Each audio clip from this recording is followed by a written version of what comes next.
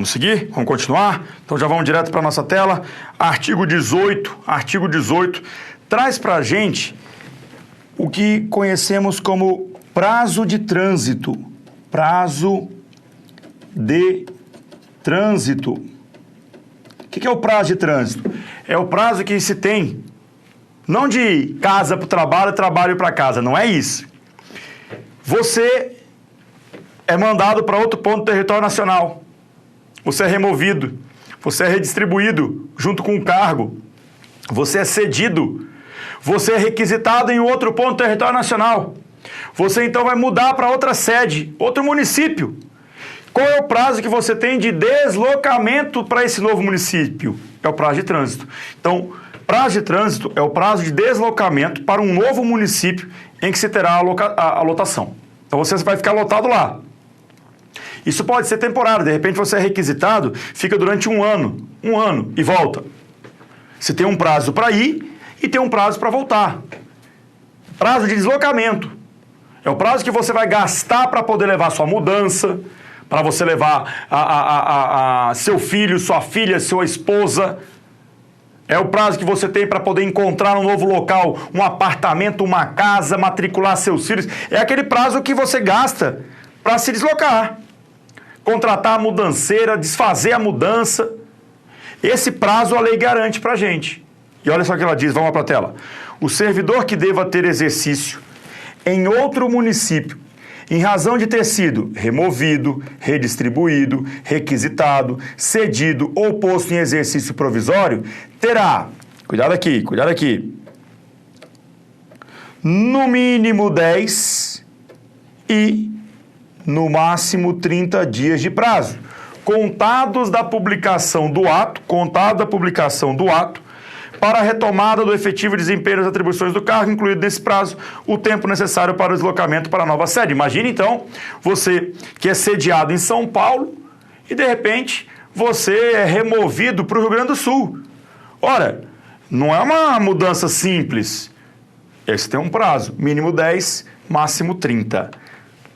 Pergunto, pode ser menor que 10? Professor, se o mínimo é 10, não pode não, professor. Pode? Pode. Vamos para a tela. Olha só isso, ó. É facultado, e muito cuidado com isso, ao servidor declinar, abrir mão dos prazos estabelecidos no caput. Como assim? Você fala, não precisa de 10 dias não, 3 dias já dá, 1 dia já dá. Nem precisa de prazo. Coloca aí de sexta-feira como último dia e segunda-feira já é o próximo trabalho. Já está tudo bem. Fala, professor, mas quem é que vai querer fazer isso se a lei garantiu o mínimo 10? Para quem vai fazer isso? Isso acontece, infelizmente, na prática. Chego no meu chefe e falo, chefe, tudo bem? Eu quero ser removido para outro ponto do território nacional. Ah, por que não? Porque aqui em Brasília eu já não quero mais, prefiro morar, por exemplo, em João Pessoa. Queria morar em João Pessoa. Ah, é, legal, em João Pessoa. É, mas eu não posso ficar o tempo que a lei dá lá, não. 10 dias sem alguém aqui dentro vai ficar complicado. Poxa, mas é complicado para mudar para lá, é longe, cara. É longe. Mas não tem como deferir então, não. Falou, mas e se eu abrir mão do prazo? Se eu abrir mão do prazo, aí tá tudo bem. Entendeu? Isso acontece, falo por experiência própria, já ter visto isso acontecer exatamente na minha família. Então, por isso, tome cuidado. O servidor pode abrir mão, não é a chefia, é o servidor que pode abrir mão, tá bom?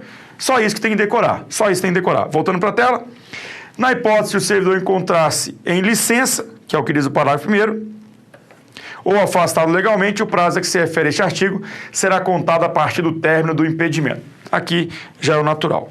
Aí vem o artigo 19, que traz para a gente a jornada de trabalho, ó. Artigo 19 traz para a gente jornada de trabalho. E aqui muita gente se complica, preste atenção.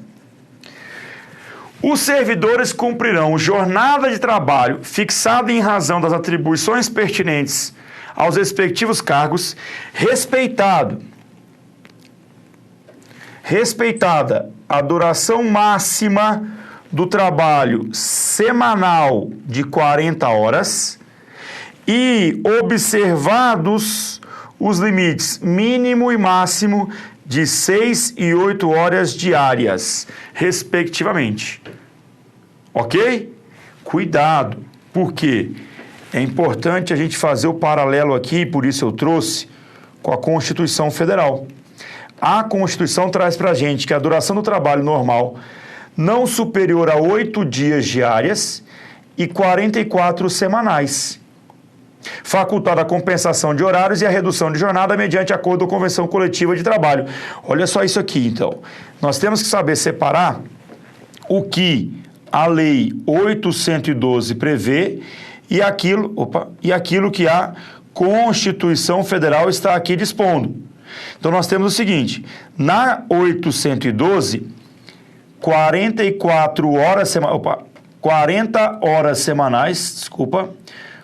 horas semanais e diário entre 8 e 6 horas. Não é isso? 8 e 6 horas diárias, não é isso? Mínimo e máximo, mínimo de 6, máximo de 8. Vem a Constituição Federal e diz 44 horas semanais e 8 horas é o máximo diário. Ok? Então, ó, não superior a 8 horas. Note que ela não trouxe para a gente um mínimo. Ela não trouxe aqui um mínimo. E também está diferente aqui, ó. Também está diferente aqui. O que eu quero que você tome cuidado? Não confundam as bolas.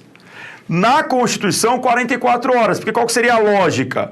8 horas nos 5 dias da semana, segunda, terça, quarta, quinta e sexta, dá 40. E a iniciativa privada, em regra, trabalha o sábado, das 8 ao meio-dia. Então dá 44. O servidor público federal não tem esse sábado computado, então ele trabalha de segunda a sexta. 8 horas, 40 horas. Tudo bem?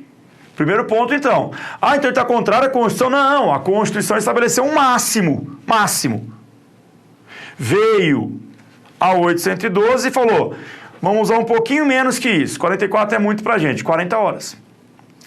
A 812 ainda falou, mínimo 6, máximo 8 por dia. Mínimo 6, máximo 8.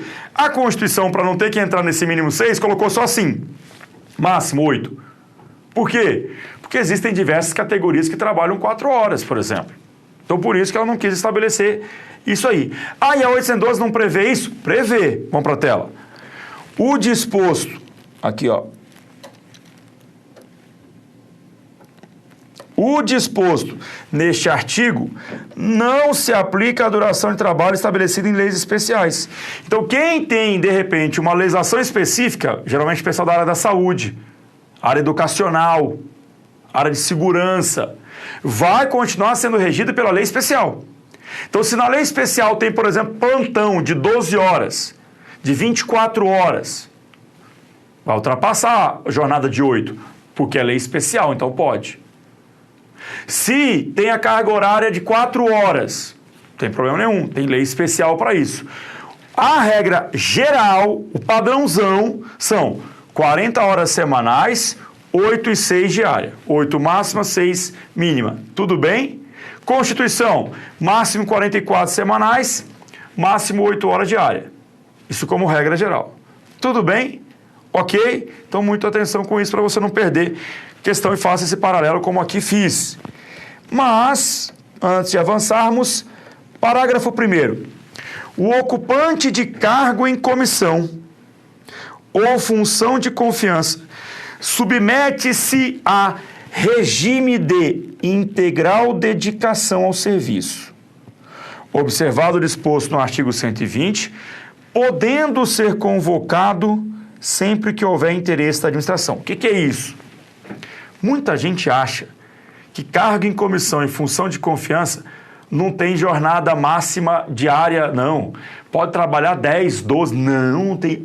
Meus caros, cargo em comissão e função de confiança também tem, tanto é que se ultrapassar a jornada ordinária de 8, por exemplo, 8, se ultrapassar isso, dali para frente é hora extra.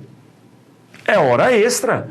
Ah, professor, cargo em comissão, função de confiança tem hora extra? Na prática, não. Mas na teoria tem. Na teoria tem. Poxa, professor, mas volta para a tela lá, professor. Volta lá, volta lá. Tá dizendo aí, meu caro, não sei se você viu, professor, integral dedicação. Integral dedicação não é o dia inteiro? Não. Integral dedicação, a própria lei conceituou. Quer ver? Olha para a tela de novo. Integral dedicação é isso aqui, ó. Podendo ser convocado sempre que houver interesse da administração. Então, por exemplo, olha só. Eu tô aqui gravando nesse momento, de repente, meu chefe me liga. E eu vejo, opa, o chefe está me ligando. Meu chefe está me ligando, eu tenho que imediatamente ir. É isso que é a integral dedicação. Tudo bem? Não quer dizer que não tenha carga horária mínima e máxima. Tem, normal. 8 horas é o máximo? 8 horas é o máximo. Passou daquilo, vai para hora extra. Na prática, beleza, se você já trabalha no serviço público, você sabe que na prática eles não respeitam isso. Não respeitam. Raramente se respeita isso. Tudo bem? E o que é de integral dedicação comparado com dedicação exclusiva? Dedicação exclusiva é aquela que não permite nenhuma outra atividade. Por exemplo, eu não poderia estar aqui nesse momento ministrando aula, gravando aula, não poderia. Porque a dedicação aqui seria exclusiva, então não posso. Não posso fazer nenhuma outra atividade. Então não confunda a dedicação exclusiva, que a 812 não traz. Ela traz integral dedicação, ou seja, sendo eu convocado, eu tenho que ir. Porque eu tenho função de confiança, eu tenho cargo em comissão. Tudo bem? Maravilha? Então voltando para a tela, só tomar cuidado com esses pontos. Então vamos lá. Seguindo. Artigo 20. Um artigo que, olha para mim aqui, merece uma atenção especialíssima. Esse artigo 20, ele cai demais, ele cai bastante, muito. Tome cuidado, então, com isso.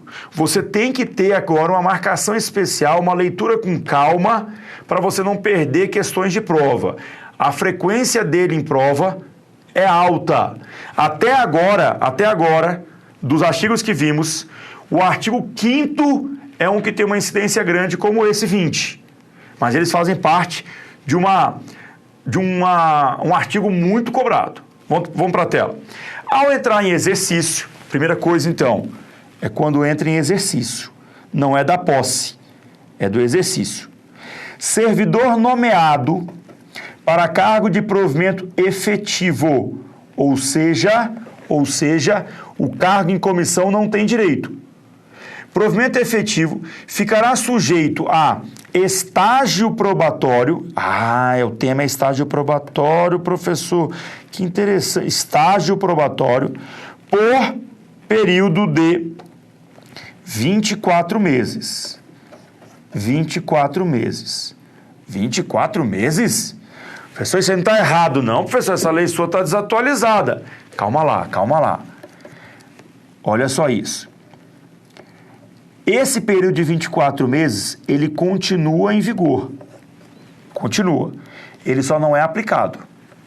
Esse período de 24 meses, hoje, ele foi substituído para 36 meses, mas preste atenção, por força da jurisprudência. Jurisprudência. Não foi por força de lei. Nós não temos na lei, não temos na Constituição, não temos em nenhum outro local, no que tange a 812, esse prazo de 36 meses. Isso é jurisprudência, tanto do STF quanto do STJ. Ok? Jurisprudência que passou a se entender desde 2008. E na lei continua 24. Aí você me pergunta, ora, mas por que o prazo de 36 e não 24? Porque é para equiparar igual ao prazo da estabilidade. Então preste atenção, olha para mim aqui agora, por favor. Quando a gente fala de prazo de estágio probatório e prazo de estabilidade, eles vão se equiparar. Embora sejam institutos distintos, institutos separados, diferentes, com finalidades diferentes, o prazo tem que ser considerado o mesmo. Por que isso, professor? Porque lá atrás, o prazo dos dois, tanto a estabilidade quanto o estágio probatório, se equiparavam com 2 anos, 24 meses. 2 anos, 24 meses. Há muito tempo atrás, isso era assim. Quando chegou em 98, a Constituição foi alterada, 98, emenda 19, mudou o prazo da estabilidade de 2 para 3, mas não falou nada sobre o estágio probatório.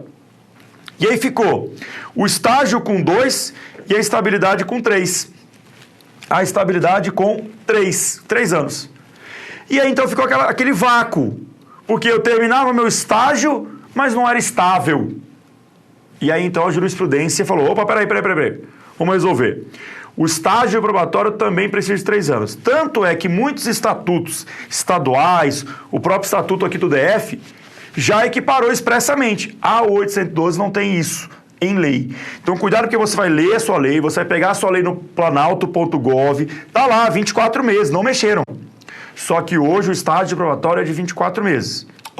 36 meses. Não mais 24, 36. Estabilidade. Se você pegar a estabilidade aqui da 8.112, tem lá 2 anos. Não é mais, é de 3 anos. Então hoje o que a gente tem que usar é o prazo que a Constituição estabelece para a estabilidade. O prazo que a Constituição estabelece para a estabilidade vale não só para a estabilidade, como também para o estágio probatório. Tudo bem? Ok? Professor, mas você disse que são institutos diferentes? São. O estágio probatório é um período, é um estágio, é uma análise, é uma fase em que haverá a verificação da capacidade, da compatibilidade entre o cargo e o servidor. É isso aqui que você quer desempenhar? É assim que você gosta? É assim que você quer? Então, o estágio probatório é esse período de verificação. Só para você entender, na iniciativa privada, não chama estágio probatório, chama o quê? Período de experiência. Lá na iniciativa privada são 90 dias. É o máximo que a gente tem, 90 dias. Aqui são 3 anos. A ideia do estágio probatório é basicamente a mesma do contrato de experiência. É o mesmo. Lá na iniciativa privada tem uma garantia de permanência. Essa garantia de permanência é, enquanto eu estiver desempenhando o meu trabalho, eu estou ganhando um fundo, que é o fundo de garantia por tempo de serviço. Então, quanto mais eu permanecer, eu ganho meu FGTS. Aqui a gente não tem, o servidor não tem o FGTS. Aqui é a permanência para não ser mandado embora ao bel prazer. Então, o que é a estabilidade aqui para a gente? É uma garantia de permanência, é uma garantia contra despedidas arbitrárias. Chegar para você e falar, ó, um abraço, tchau. Não. A estabilidade, então, é uma garantia de permanência e ela protege o agente, o servidor, contra despedidas arbitrárias. Tudo bem? Então, enquanto na iniciativa privada a gente tem o contrato de experiência e a garantia chamada FGTS, aqui a gente tem o estágio probatório e a garantia chamada estabilidade. Tudo bem? Já eu falo mais sobre a estabilidade. Por hora, só quero que você volte para a tela, por gentileza, porque aí a gente vai ter, então, ó, estágio probatório pelo período de 24, não mais. Mas está na lei. Note que eu nem quis riscar muito a lei, eu quis riscar aqui embaixo, para você saber que está na lei, só que agora é 36. Durante o qual a sua aptidão e capacidade serão objeto de avaliação para o desempenho do cargo, observados os seguintes fatores: assiduidade, disciplina, capacidade de iniciativa, produtividade e responsabilidade. Tudo bem? Maravilha? Então só tomar cuidado, porque temos esses cinco fatores para decorar: assiduidade, disciplina, capacidade de iniciativa, produtividade e responsabilidade. Vamos lá. O parágrafo 1º traz para a gente que 4 meses antes de terminar o estágio probatório, vai haver a homologação, ó, será submetida à homologação da autoridade competente a avaliação de desempenho do servidor realizado por comissão constituída para essa finalidade. Que é o seguinte, ó, durante todo o período de estágio, foram verificados esses fatores: assiduidade, responsabilidade, capacidade de iniciativa, tudo. Chegando no final, 4 meses antes do final, a comissão então vai analisar tudo isso. E ao analisar positivamente, homologa e te aprova no estágio aprovatório. Homologa e te aprova no estágio aprovatório. Sem muito o que se preocupar. Lembre-se aqui desses 4 meses antes é que vai ser montada essa comissão de homologação do estágio aprovatório. Tudo bem? Seguindo, aqui no parágrafo 2º a gente tem uma redaçãozinha ruim, eu diria péssima, que a gente vai melhorar depois com calma. Mas, vamos lá, ó. Parágrafo 2º. O servidor não aprovado no estágio aprovatório será exonerado. Ok. A gente vai ver isso melhor, inclusive, quando chegarmos lá no artigo 34 da 812. Mas agora não é o caso. Ou se estável, reconduzido ao cargo anteriormente ocupado, observado o disposto no parágrafo único do artigo 29. Essa primeira parte não tem o que discutir, o artigo 34 traz para a gente, tá tudo ok. Essa segunda parte é que ela é mais problemática, porque ele trouxe algo para a gente que não é bem assim. Mas aí eu vou pedir permissão para vocês para só analisar quando eu chegar no artigo 29. Eu vou voltar com vocês, pode ter certeza disso aí, eu voltarei quando chegar no 29. Só quero que, por hora, você saiba que aquele não aprovado no estágio será exonerado, ou, se estável, reconduzido ao cargo anteriormente ocupado. Professor, o quê? O que é reconduzido? Eu vou ver lá no 29 com vocês depois, tá? Não é agora, não. Parágrafo 3º. Ah, olha para mim. Esse parágrafo 3º cai demais, mas ele cai bastante. Cuidado com ele. Eu diria que, de todo o artigo 20, que além do caput tem aqui seus 5 parágrafos, esse 3º é o que mais cai. E ele é o mais perigoso. Por quê? Durante o meu estágio probatório, eu posso ocupar cargo em comissão ou função de confiança? Durante o meu estágio probatório, posso ocupar cargo em comissão ou função de confiança? Pode. Pode. Já começa de cara. Durante o estágio probatório é possível ocupar cargo em comissão ou função de confiança. Ponto. Durante o estágio probatório é possível ocupar cargo em comissão ou função de confiança. Ponto. Tomei posse hoje. Entrei em exercício hoje, o diretor chegou em mim e falou assim, olha, estou vendo aqui seu currículo, você não quer ser chefe de uma repartição ali não? Pô, quero. Cheguei hoje, tomei posse, entrei em exercício, já ganhei a função. Pode, sem problema nenhum. Tudo bem? Tudo bem? Então tá.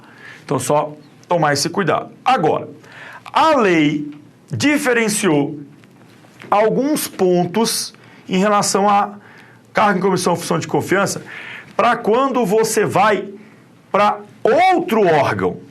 Não entendi. Imagine que você seja de um órgão que você tomou posse, por exemplo, sou do STJ. Estou lá no STJ e, de repente, alguém do Supremo Tribunal Federal, alguém da Câmara Federal, alguém do Senado, algum órgão do próprio DF, algum órgão de São Paulo, me convida. Fala, olha, eu queria que você fosse nosso chefe aqui, nosso diretor aqui, ok? Ah, eu estou em estágio probatório. Pergunto, posso ocupar? Aqui você vai ver uma limitação. Vamos para a tela. O servidor em estágio probatório, o servidor em estágio probatório poderá exercer quaisquer cargos de provimento em comissão ou funções de direção, chefia ou acionamento no órgão ou entidade de lotação. Então, no órgão que ele está lotado, qualquer cargo em comissão ou função de confiança. Agora, olha a restrição. E somente poderá ser cedido, que é emprestado, a outro órgão ou entidade para ocupar cargos de natureza especial, cargos de provimento em comissão do grupo DAS de níveis 6, 5 e 4 ou equivalentes. Então, perceba que a gente tem uma limitação, assim, olha aqui. Se é para ser cedido para outro órgão, só os cargos em comissão de níveis mais elevados. Se é no órgão que eu tomei posse, qualquer cargo em comissão ou função de confiança. Cedido para outro, só dos níveis mais altos. Tudo bem? Entendido isso? Outro órgão, só dos níveis mais altos. Mesmo órgão, qualquer um. Maravilha nesse ponto? Tudo bem? Então tá. Vamos dar continuidade. Vamos dar sequência. E aí a gente vai para o parágrafo 4º, que é outro também, que carne de pescoço. Ao servidor em estágio probatório, somente poderão ser concedidas as licenças e afastamentos previstos nos artigos 81, incisos 1 a 4, 95, 96, bem assim, afastamento para participar de curso de formação decorrente da aprovação em concurso para outro cargo da administração pública federal. Olha isso. Há uma limitação para você, durante o estágio probatório, se licenciar, se afastar. E aqui a gente vai decorar 3 casos. Já até te adianto. Nós temos uma tabela para analisar todas essas licenças, uma tabela para isso, a gente vai analisar depois. E lá tem já a marcação bem tranquila. Mas já quero adiantar para vocês desde agora. Durante o estágio probatório, não se permite licença capacitação, licença para tratamento de interesse particular e licença para mandato classista. Decore, capacitação, interesse particular e mandato classista. Não pode. De resto, a regra é poder. Essas 3 não temos a possibilidade. Essas 3 não. São as únicas que nós não podemos? Não são as únicas. Existem outras, por exemplo, que é o afastamento para um mestrado, um doutorado. Mas isso, te digo, você não vai encontrar em prova. Essas 3 aqui, de novo, capacitação, interesse particular e mandato classista, essas 3 não pode tirar durante o estágio probatório. Decore isso, cai demais, cai bastante. Agora, professor, se dessas 3 eu não posso, quer dizer que nas outras eu posso. Isso, nas outras você pode. E podendo nessas outras, o período que eu ficar licenciado durante o estágio, continua correndo o estágio, aí vem o parágrafo 5º, volta para a tela, ó. Vem o parágrafo 5º e traz para a gente que o estágio probatório fica suspenso. Mais uma vez, volto a dizer para vocês, nós temos uma tabela que ficou bem legalzinha, que a gente vai ver com calma depois. E aí lá, eu já concentrei isso tudo para vocês. Vou até anotar aqui, ó, para não ter problema e você se lembrar que tanto um quanto o outro, tabela. Tá? Vamos ver a nossa tabela. Maravilha? Seguindo o barco, olha o artigo de número 21 da nossa 812. O servidor habilitado em concurso público e empossado em cargo de provimento efetivo adquirirá estabilidade no serviço público ao completar 2 anos. Note que essa é a redação da 812. Só que olha aqui. São estáveis após 3 anos de efetivo exercício. É isso aqui que vigora. Expressamente a Constituição Federal traz a estabilidade com 3 anos. Tudo bem? Esse não tem que discutir. A Constituição é expressa nesse ponto. Aí vem o 22 e traz assim: o servidor só perderá o cargo, o servidor estável, só perderá o cargo em virtude de, olha a garantia que a estabilidade dá, ó, o estável só perderá o cargo em virtude de sentença judicial transitada em julgado ou processo administrativo disciplinar. Perceba que então aqui a nossa lei traz para a gente um caso, primeiro caso, e traz um segundo caso. Certo? 2 casos. Só que não é bem assim. Porque a Constituição Federal, coloquei aqui embaixo para vocês, a Constituição diz assim, ó, o servidor público estável só perderá o cargo, e aí traz 1, 2, 3. Essa terceira aqui não está na 812. Essa terceira não está na 812. A primeira e a segunda estão. Sentença judicial transitada em julgado, processo administrativo em que lhe seja assegurada ampla defesa. Ok. Agora, ó, procedimento de avaliação periódica de desempenho na forma de lei complementar, cuidado com isso, lei complementar, assegurada ampla defesa. Então perceba que aqui a Constituição traz 3 casos e vimos na 812 2. Temos um terceiro aqui que não existia lá. Ok? Só uma informação. Ainda não temos essa avaliação periódica de desempenho na prática, porque não existe essa lei complementar. Até hoje não nasceu. Então nós não temos essa avaliação periódica. Está por vir. Não sei quando, mas está por vir. Por meio de lei complementar. Professor, você está falando aí então que a Constituição traz 3 casos? Mais ou menos. Como assim mais ou menos? Vamos para a tela. Na verdade, meus caros, a própria Constituição, ao dizer só, acabou errando, que ela disse só, porque tem mais um caso aqui, ó. Mais um caso. O que é esse mais um caso? Esse mais um caso diz respeito ao orçamento.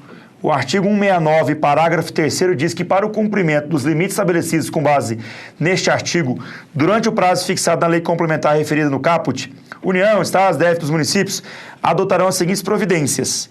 Aí ele traz redução em pelo menos 25% de despesas com cargo em comissão e função de confiança, exoneração dos servidores não estáveis, mas aí o parágrafo 4º fala que se as medidas adotadas com base no parágrafo anterior não forem suficientes para assegurar o cumprimento da determinação da lei complementar referida neste artigo, o servidor estável poderá perder o cargo, desde que o ato normativo motivado de cada um dos poderes especifique a atividade funcional, o órgão ou a unidade administrativa objeto da redução pessoal. Então preste atenção, olha para cá.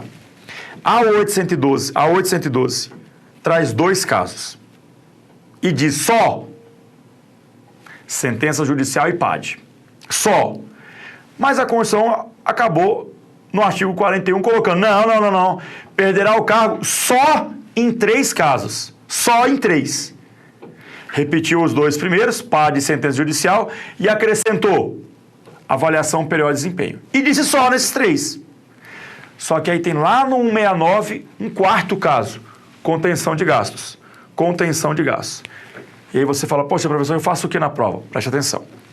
Se vier segundo a 812, só perderá em 2 casos, perderá o cargo estável em 2 casos, a 812 traz essas 2, que eu acho um absurdo o tipo de questão. Eu pediria para anular facilmente. Porque embora na 812 tenha isso, ela está contrária à Constituição. O problema é que quando vem segundo a Constituição Federal, só perderá em 3 casos. E aí volta para a tela. E aí eles colocam esses 3 casos. Aí você fala, pô, professor, mas eu lembrava que tinha mais um. Aí eu sempre peço para você guardar uma carta na manga. É assim. Se eles colocarem só perderá em 3 casos, vão colocar esses 3.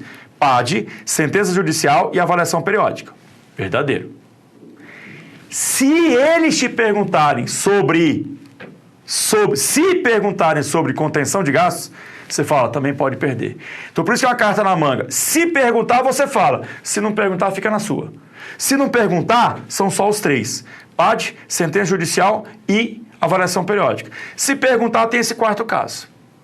Na prova que eu estou falando, uma prova objetiva. Na escrita, óbvio que você vai colocar. Tudo bem? Tudo bem nada, professor. Pois é, mas é o que tem para janta. É o que tem para janta. Tomar esse cuidado. O que eu te falo é que a incidência em prova é bem pequenininha. Quase 0. Então não preocupar tanto assim com sexo dos anjos aqui não. Tá bom? Então vamos fazer um breakzinho nesse vídeo. A gente já continua no próximo vídeo.